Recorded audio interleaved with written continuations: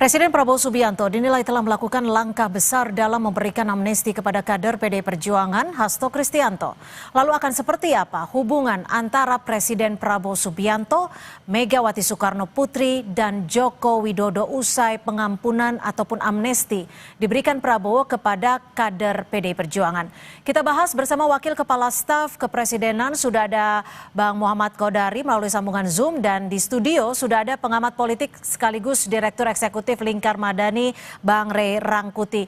Saya akan ke Bang Ray terlebih dahulu. Setelah adanya amnesti yang diberikan secara prerogatif dari Presiden Prabowo ke Hasto Kristianto, bagaimana Anda melihat hubungan baik itu Pak Prabowo, Pak Jokowi, dan juga Bu Mega? Hubungan segitiga ini kan hubungan yang kalau satu mendekat, yang lainnya lepas gitu. Jadi kalau Pak Prabowo mendekat ke Ibu Mega, kemungkinan Jokowi yang agak dilepas gitu.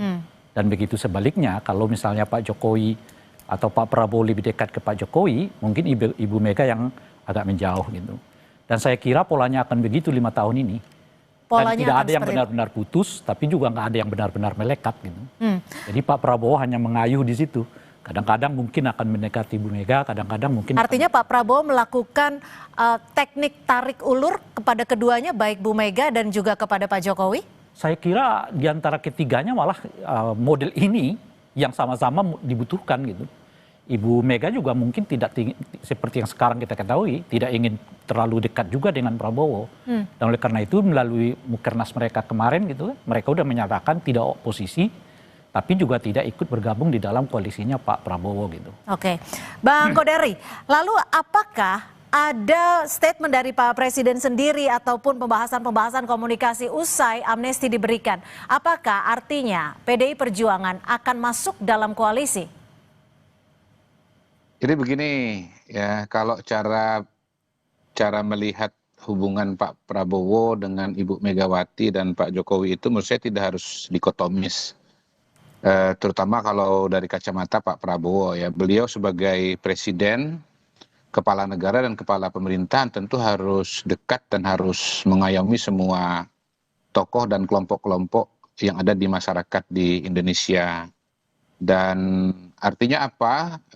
Kalau dengan Pak Jokowi dekat, dengan Ibu Mega juga bisa dekat. Bukan berarti kemudian zero sum game, dekat dengan Pak Jokowi lalu kemudian nggak dekat dengan Ibu Mega atau sebaliknya.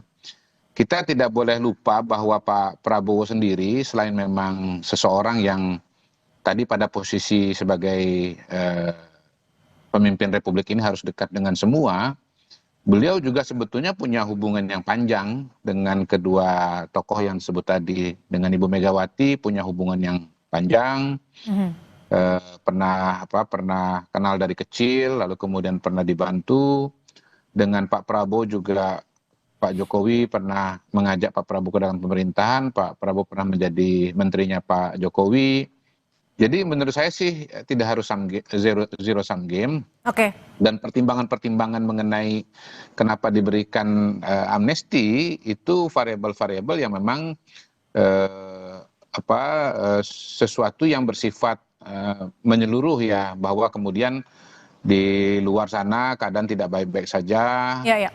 Banyak konflik di dunia internasional. Tapi gini, Bang Kodari, kalau tadi Anda menyebut pernah... Kemudian persatuan dan kesatuan itu harus menjadi sesuatu yang utama, yang harus dijaga dan dikedepankan. Kita ini kan nggak tahu nih dinamika ke depan akan seperti apa. Tetapi kita sudah menyaksikan peristiwa yang sebetulnya tidak kita duga juga. Bahwa misalnya kemarin Israel bisa serang Irak, sewaktu-waktu bisa eskalasi, lalu kemudian Kamboja dengan Thailand, negara tetangga. Oke, mungkin kita terlalu jauh ke situ. Tapi Bang Kodari ada, mohon maaf saya potong. Nggak bisa. Gini, alasan memberikan amnesti dan amunisi itu penting untuk tidak supaya lari kemana-mana analisanya, begitu loh. Itu penting sekali, bukan kemana-mana. Justru itu adalah intinya. Ya, Bang Kodari, kalau tadi Anda menyebutkan ini adalah bahwa pernah dibantu, apakah amnesti itu bagian dari politik utang budi maksud Anda? Tidak, yang poin dari saya adalah bahwa ada hubungan baik antara Pak Jokowi dengan Pak Prabowo, antara Ibu Mega dengan Pak Prabowo, dan dalam konteks ini kemudian tidak berarti kemudian dekat dengan salah satu itu membuat dengan yang lain itu harus berjauhan gitu loh. Itu poinnya. Saya menjawab apa yang disampaikan oleh kawan saya Bang Ray Rangkuti. Oke, Gitu. Itu oke, konteksnya ya. oke. Kalau soal diberikan amnesti kan saya sudah jelaskan tadi bahwa konteksnya adalah dunia internasional yang sedang berkonflik pada hari ini. Oke, Bang Rey, jika amnesti sudah diberikan dan sudah dipastikan Pak Hasto sudah bebas, apa yang bisa berdampak di dunia politik nasional saat ini? Ketika situasi sekarang bisa dikatakan antara setiap pihak adem gitu. Iya, landai dan adem. Nah, jadi memang itu salah satu targetnya menurut saya, baik kepada pemberian amnesti kepada Pak Hasto maupun pemberian abolisi terhadap Tom Lembong. Kan Tom Lembong ini kan dan Hasto itu kan sebetulnya berada dalam dua barisan oposisi kan. Yeah. Hasto bersama PDI Perjuangannya, tetapi Tom Lembong kan bersama komunitas yang dulunya menjagokan Anies Baswedan dan Caimin sebagai calon presiden. Dan kedua-duanya berpotensi sangat kritis kepada pemerintahan Pak Prabowo yang sekarang ini. Dan di tengah di mana tadi disebutkan oleh Bung Kodari, Pak Prabowo sedang membutuhkan semacam kenyamanan politik di tengah begitu banyak tantangan di Republik ini. Gitu. Jadi sebetulnya dari kerangka politik apa yang dilakukan oleh Pak Prabowo ini tepat untuk saat ini gitu loh. Jadi amankan dulu Ibu Mega. Jadi kalau Anda menyebut Pak Prabowo membutuhkan kenyamanan politik, artinya di situasi saat ini Pak Prabowo merasa tidak nyaman? Ya tentu saja. Kan tadi disebutkan banyak tantangan nih. Sekarang aja orang mendekati 17 Agustus, bendera One Piece mau disandingkan orang dan sebagainya gitu. Nah setidaknya Pak Prabowo ngamanin dulu deh politik formalnya gitu. Oke. Politik formalnya itu ya salah satunya PDI Perjuangan, mungkin komunitas-komunitas lain seperti yang disebut tadi kan, misalnya dari para pendukungnya Anies Baswedan dan sebagainya. Dan oleh karena itu setidaknya untuk saat 2025 mungkin akan landai begitu, tapi belum tentu ada jaminan 2026. Oke. Dan oleh karena itu kedekatan Pak Prabowo dengan Ibu Mega sekarang ini misalnya, saya kira itu temporal ya, boleh jadi itu sampai 2025, tapi 2026 bisa juga lain ceritanya. Gitu. Oke, Bung Kodari, betul Pak Prabowo saat ini sedang membutuhkan kenyamanan politik sehingga memberikan amnesti kepada salah satu orang yang bisa dikatakan paling penting di PDI Perjuangan yang saat ini adalah oposisi. Ya, kembali lagi ya, analisanya itu adalah kepentingan bangsa dan negara secara keseluruhan. Ya, kalau kemudian misalnya terjadi konflik yang besar di dunia internasional, kemudian di dalam negeri sendiri tidak kompak satu dengan yang lain, diperlukan, itu kan nanti akan membuat pengambilan keputusan dan kebijakan menjadi repot. Ingat pada saat COVID tahun 2020, 2021, nah, salah satu yang bisa membuat pemerintah cepat mengambil keputusan, bisa mengusahakan antisipasi terhadap COVID mulai dari mendatangkan vaksin, kemudian melakukan pembatasan sosial, itu karena adanya kekompakan dari tokoh-tokoh dan elit-elit politik di dalam negeri. Kalau misalnya pada waktu itu, misalnya kita bayangkan ya, ada satu oposisi besar, katakanlah Pak Prabowo, kemudian menyatakan menolak vaksin atau menolak PSBB, tentunya pemulihan bangsa Indonesia dari COVID tidak secepat itu, begitu loh. Dan ekonomi bisa terganggu karena penyebaran COVID akan sangat meluas. Nah, kita tentu belum tahu persis seperti apa dampaknya, tetapi bisa dikatakan bahwa kalau terjadi konflik di dunia internasional, mulai dari energi sampai pangan itu bisa mengalami hambatan gitu, dan kita membutuhkan percepatan untuk mengantisipasi masalah-masalah yang tadi saya sebutkan. Gitu. Okay. Jadi kita bukan bicara Pak Prabowo pribadi ya, kita bicara kepentingan bangsa dan negara Indonesia. Oke, kalau kita bicara kepentingan bangsa dan negara saat ini, Pak Hasto sudah bebas dari hukuman, tapi juga belum menjabat sebagai Sekjen PDI Perjuangan kembali. Apakah ini salah satu bentuk sinyalemen bahwa Hasto akan masuk dalam pemerintahan? Tentunya yang tahu jawabannya persis adalah Pak Prabowo dan Ibu Megawati ya. Tetapi pada hari ini seperti kata Bang Ray tadi, saya tidak melihat ada sebuah tanda yang kuat bahwa PDI Perjuangan akan masuk ke dalam pemerintahan. Jadi toh selama ini juga hubungan Ibu Mega dengan Pak Prabowo sudah berjalan dengan sangat baik ya. Dan itu tidak membuat kemudian Pak Hasto harus masuk ke dalam pemerintahan, termasuk juga dari menteri-menteri kader-kader yang lain dari PDI Perjuangan. Tetapi ini tentu semua kembali kepada pertimbangan dari Bapak Presiden karena ini adalah prerogatif Presiden. Oke. Kalau dari Bang Ray sendiri membacanya gimana? Pak Hasto belum kembali menjabat sebagai sekjen, apakah ada kemungkinan ia akan masuk dalam pemerintahan kabinet? Saya yakin ya 90% enggak. Enggak. Akan. Karena? Rugi Pak Prabowo. Jadi untuk banyak PDIP gitu maksud Anda?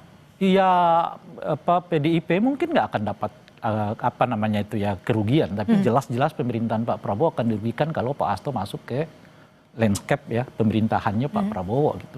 Oleh karena itu saya kira ya jauh dari harapan itu untuk ditarik masuk ke anggota kabinet. Bahkan saya mengatakan kerugian seperti apa ketika PDIP masuk dalam kabinet? Kerugian apa yang didapatkan oleh Pak Prabowo? Lah memberi amnesti aja respon publiknya udah negatif kan. Apalagi sampai ya dimasukkan ke dalam anggota kabinet gitu. Jadi responnya bertambah-tambah. Dan saya kira konyol lah kalau sampai itu dilakukan oleh Pak Prabowo gitu. Oleh karena itu saya nggak yakin. Jangankan Pak Prabowo masukkan di kabinet, Ibu Mega menetapkan Pak Hasto sebagai sekjen aja nggak berani kok sekarang tuh. Jadi harus ada langkah yang hati-hati ya? Ya, tapi mungkin 2-3 tahun, 4 tahun berikutnya akan berbeda ya. Meskipun untuk Hasto saya kira terkunci ya harapannya untuk bisa masuk menjadi anggota kabinet karena statusnya. Karena amnesti itu kan terbukti melakukan tindakan pidana, cuma dibebaskan oleh presiden kan. Itu aja beda tuh. Nah, kalau itu dilakukan oleh Pak Prabowo, ya orang akan mengatakan makin nyata Pak Prabowo ini omon-omon gitu loh kira-kira tuh. Dalam konteks pemberantasan korupsi. Oleh karena itu 90% saya memiliki keyakinan nggak akan terjadi. Tidak akan masuk ke kabinet. Tapi yang menjadi perhatian adalah ketika amnesti diberikan seorang presiden kepada PDI Perjuangan, lalu bagaimana Anda membaca hubungan antara Pak Prabowo dengan Pak Jokowi? Apakah dalam landscape hubungan yang Anda sebut apa tadi? Segitiga, hubungan segitiga ini akan merenggang atau akan biasa-biasa saja? Ini kan kalau kita buat hubungan segitiga ini, Pak Prabowo di sini satu kiri kanan kan. Jadi kalau ayunannya ke kiri, kanannya ketinggalan. Kalau ayunannya ke kanan, yang kirinya ketinggalan. Kalau dalam saat ini, Anda melihatnya Pak Jokowi yang... Saya kira sampai 2025, ya kan, saya mengatakan tadi, 2025, Pak Prabowo dengan Ibu Mega ini akan punya hubungan yang lumayan landai gitu, istimewa lah ya. Dengan sendirinya Pak Prabowo akan tertinggalan gitu. Lalu mengapa Pak Prabowo membuat keputusan yang bisa dikatakan atau bisa dibaca oleh sejumlah analis politik akan membuat hubungannya renggang dengan Pak Jokowi? Ya karena kalau berhitung secara politik lebih menguntungkan berhubungan dengan Ibu Mega ketimbang dengan Pak Jokowi. Kan kelemahan politik Pak Jokowi itu tidak terinstitusionalisasi kan. Siapa yang mesti diandalkan oleh Pak Prabowo kalau terjadi Pak Jokowi kalau terjadi apa-apa secara politik dengan Pak Prabowo. Tapi Ibu bisa mengatakan 21% suara saya di DPR. Dan kepala daerah di banyak tempat di seluruh Indonesia. Jadi itu yang seringkali saya menyebut kerjasama Pak Prabowo dengan Ibu Mega itu untuk masa depan, tapi berkawan dengan Pak Jokowi itu untuk masa lalu. Oke. Ya tentu menarik. Ingin maunya ke masa depan. Gitu. Gimana Bung Kodari, Anda melihat dan juga memaknai dari analisa politik dari Bang Ray Rangkuti? Benar seperti itu? Pak Prabowo itu orang yang sangat menghargai hubungan-hubungan yang pernah terjadi ya di masa lalu, masa kini maupun masa depan. Itu kelihatan sekali kok dari hubungan beliau yang panjang dengan para tokoh-tokoh dari masa lampau, dan terbaca juga kalau Anda baca buku kepemimpinan militer ya, terutama buku 1, itu kelihatan sekali bahwa Pak Prabowo itu sangat menghargai dan sangat menjaga semua bentuk dan jenis hubungan. Sekali lagi saya melihat bahwa persoalan itu kita bisa tempatkan pada konteks Pak Prabowo sebagai kepala negara, kepala pemerintahan yang harus dekat dengan semua tokoh dan sewaktu-waktu harus mengambil tindakan yang membutuhkan dukungan dari semua kelompok dan semua kalangan, berhadapan dengan situasi dan kondisi eksternal yang pada hari ini tidak baik-baik saja. Kalaupun misalnya ada analisis yang lain-lain ya tentu dipersilahkan ya, karena ini kan negara demokrasi. Tetapi kalau saya yang ditanya, saya pasti mengatakan bahwa tesis dekat dengan salah satu membuat dengan yang lain itu menjadi jauh itu tidak tepat. Presiden itu bisa dekat dengan semua dan memang pada dasarnya harus dekat dengan semua. Saya kira semua presiden akan begitu, termasuk Pak Jokowi ketika menjabat dan Pak Ibu Mega sendiri ketika menjabat harus menjaga Atau hubungan seperti yang Anda dengan katakan, semua. kalau tadi Anda Ya. mengatakan apa yang menjadi dasar Pak Prabowo adalah untuk kepentingan bangsa dan negara. Apakah ini Betul. artinya menjaga hubungan lebih baik dengan PDI Perjuangan adalah jangka panjang untuk menjaga kepentingan bangsa dan negara? Semuanya harus dijaga. Dan gini, dalam politik itu kan ada masa untuk berkompetisi dan ada masa untuk memerintah. Jadi kita ini jangan pakai kacamata kompetisi pemilu di saat sedang menjalankan pemerintahan. Apalagi pemerintahannya ini belum 1 tahun dan hampir 1 tahun. Jadi kacamata sebelum 2029, kacamatanya adalah kacamata pemerintahan. Dan kacamata pemerintahan itu adalah kacamata kebersamaan. Gitu. Nanti kalaupun misalnya sudah jadwalnya untuk berkompetisi, mungkin nanti masing-masing punya jago dan punya calon. Tetapi pada waktu itu juga kita tidak bisa pastikan format koalisinya atau format pasangannya seperti apa. Tidak seorang pun yang bisa memastikan format koalisi yang akan terjadi pada 2029 nanti akan seperti apa. Dan pada titik itu sebetulnya memiliki hubungan baik dengan semua itu juga sama pentingnya begitu. Jadi menjaga hubungan baik dengan semua itu penting dalam menjalankan pemerintahan, dalam mengerjakan kebijakan publik, dan juga penting untuk membangun komunikasi di masa depan. Tapi Bung Kodari, kalau seperti kita menanggapi apa statement yang sudah disampaikan Bang Rey, menurut Anda sendiri mana yang lebih baik, lebih penting dalam kacamata Pak Prabowo untuk menjaga hubungan baik dengan PDI Perjuangan, Megawati dalam hal ini, atau dengan Pak Jokowi? Sama-sama baik, sama-sama penting. Sama-sama baik, sama-sama penting. Oke, jawaban aman ya, Bung Kodari ya. Bang Rey, kalau kita membaca ini ya, sepengetahuan saya, Bu Mega belum ada merespon terkait dengan amnesti yang diberikan Pak Prabowo sampai saat ini. Mengapa hal itu dilakukan, belum diberikan statement oleh Bu Mega? Saat ini Pak Hasto hanya mengucapkan terima kasih dari Pak Hasto, tapi tidak oleh PDI Perjuangan. Ucapan terima kasihnya Dari Bu Mega mungkin. Ya, kita ini kan memang 10 tahun terakhir ini agak terbiasa diajak oleh Pak Jokowi politik verbal ya. Semua diucapkan melalui lisan meskipun ditindakannya beda. Nah, jadi perbincangan kita soal pertanyaan ini juga menurut saya ikut gaya itu. Jadi harus diucapkan terima kasihnya supaya kelihatan orang berterima kasih. Bahwa Ibu Mega satu, PDI dalam ini tentu ya, nggak ribut tuh perjanjian Indonesia dengan Amerika yang dianggap oleh banyak orang menguntungkan Amerika gitu. Kemudian rekening bank yang diblokir dengan 3 bulan itu nggak ribut. Itu ucapan Jadi ucapan terima kasih PDIP dalam bentuk tidak 2 kasus itu aja dulu ya. 2 kasus itu tidak menunjukkan sikap oposisi gitu ya. Betul. Padahal kalau secara politik itu diambil oleh PDI Perjuangan, besar sekali manfaatnya bagi mereka. Menaikkan rating mereka, popularitas mereka, dan sebagainya. Mereka ternyata diam saja kan. Nah, jadi ucapan terima kasih mana yang lebih kuat dari... Jadi 10 tahun ini apakah kita memang sikap terbawa atau gaya. ucapan seperti itu ya? Iya, kita selama ini 10 tahun ini terbawa gaya politiknya Pak Jokowi. Ngomong A bertindak B gitu loh. Bung Kodari, jika melihat dari beberapa hari ini atas amnesti yang diberikan Pak Prabowo, apakah Pak Prabowo akan bertemu Bu Mega dalam waktu dekat agendanya? Saya belum mendengar, tetapi tentu tidak tertutup kemungkinan itu untuk dilakukan pertemuan. Jadi saya tidak bisa mengkonfirmasi apa-apa. Yang jelas kan PDI Perjuangan per hari ini seperti kita saksikan masih merampungkan kegiatan internal mereka yang sangat-sangat besar, yaitu acara kongres ya di Bali. Jadi mungkin masih berkonsentrasi dengan kegiatan-kegiatan internal di PDI Perjuangan. Tapi kalau telepon-teleponan sudah Bu Mega dan Pak Prabowo? Saya tidak pada posisi untuk bisa mengkonfirmasi apakah komunikasi telepon dan komunikasi lainnya sudah dilaksanakan pada saat ini. Baik, Bang Rey, mungkin statement terakhir dari Anda.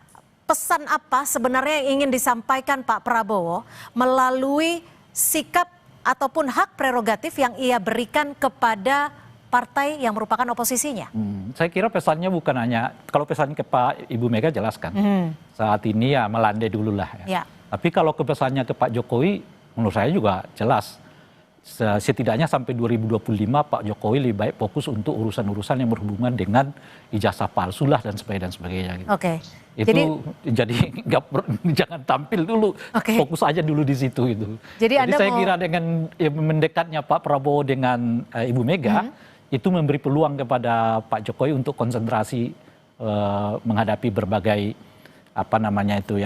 tanda kutip gangguan terhadap dirinya itu. Oke, apakah Anda juga ingin mengatakan bahwa saat ini Pak Prabowo ada bagian untuk meninggalkan Jokowi? Enggak, seperti yang itu benar, pertanyaan tadi benar. Ini nggak akan putus nih. Nah, cuman tarikannya kemana dulu nih? Okay. Makanya saya mengatakan 2025 ini kayaknya dengan Megawati. Tapi belum tentu dengan 2026. Makanya persis seperti yang disebutkan oleh Bung Kodari, beliau ini akan jaga persahabatan dengan kedua belah pihak. Cuma kadang-kadang condong ke sana, kadang-kadang condong ke sini. Baik, nah, tergantung dari Pak Prabowo ini, ya. Iya, 2020 ini condongnya ke Megawati. Oke, baik. Terima kasih Bang Ray Rangkuti dan terima kasih Pak Bung Kodari sudah berbagi perspektif di Kompas Petang sore hari ini. Terima kasih. Salam sehat. Salam sehat.